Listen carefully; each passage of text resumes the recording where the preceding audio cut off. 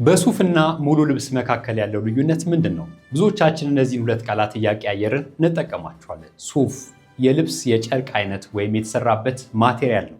ሙሉ ልብስ ስንል ደግሞ ተመሳሳይ አይነት ጨርቅና ቀለም ያላቸውን ኮትና ሱሪ አንዳንዴም ሰደርያን በአንድ ላይ አጣጥሞ መልበስን ያመለክታል። ዛሬ የፕሮቶኮል ስራችንን ለማበረታታት ከከቢር ኖብል ሜንስ ዌር የተላከልንን ድንቅ ስጦታ አብረን እንከፍታለን።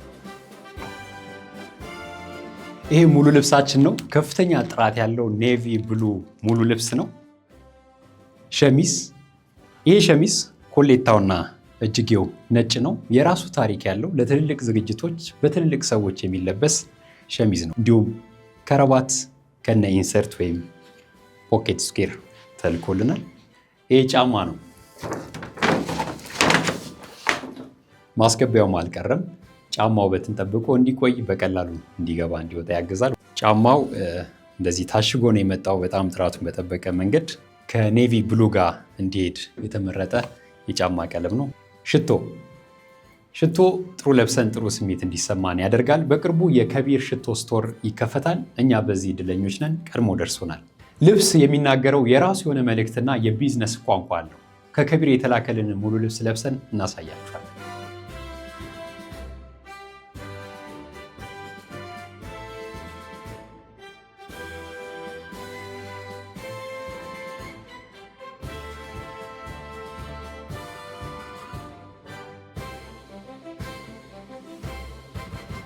እንዴት አያችሁት?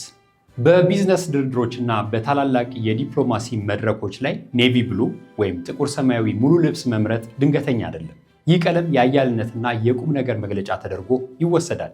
ከዚህ ቀደም በነበሩ ዝግጅቶቻችን ሙሉ ልብስ ከመልበሳችን በፊት ማድረግ ስላሉብን ነገሮች አንስተን ነበር። አንዱ ልብሱ ላይ የምናገኛቸውን ባጆች ማንሳት ነው። ሳላነሳን የለበስኩት ለማሳየት ብዬ ነው። ስለዚህ ይህን ማንሳት አለብን፣ እናነሳለን ማለት ነው። በነገራችን ላይ በልብሱ ላይ ያለው ባጅ በቀላሉ እንዲነሳ ተደርጎ የተቀመጠ ነው።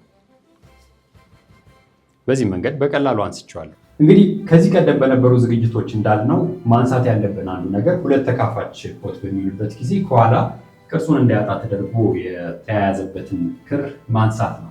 በነገራችን ላይ ይሄ በቀላሉ እንዲነሳ ተደርጎ የተሰራ ነው። እንዲህ በጣቴ ቀስ ብዬ ማንሳት የምችለው አይነት ነው። ቀስ ብዬ ልብሱን እንዳይጎዳው አነሳለሁ ማለት ነው።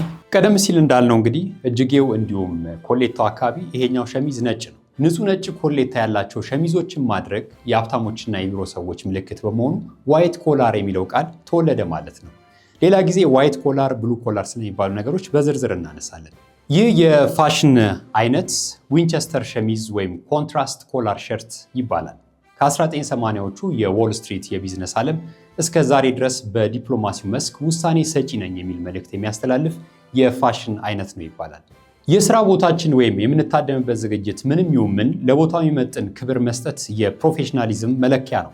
ለማንኛውም አይነት መድረክና ዝግጅት የሚሆኑ ጥራት ያላቸው ሙሉ ልብሶች፣ ክራባት፣ ፖኬት ስኩዌር፣ ቀበቶ፣ የእጅ ሰዓት፣ መነጽር፣ ጥራት ያላቸው ጫማዎች፣ አዲስ በሚከፈተው የልዩ ሽቶች ስብስብ ሽቶችን ከከቢር ኖብል ሜንስ ዌር ያገኛሉ።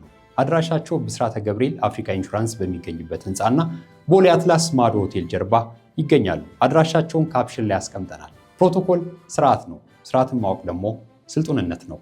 ጤና ይስጥልኝ።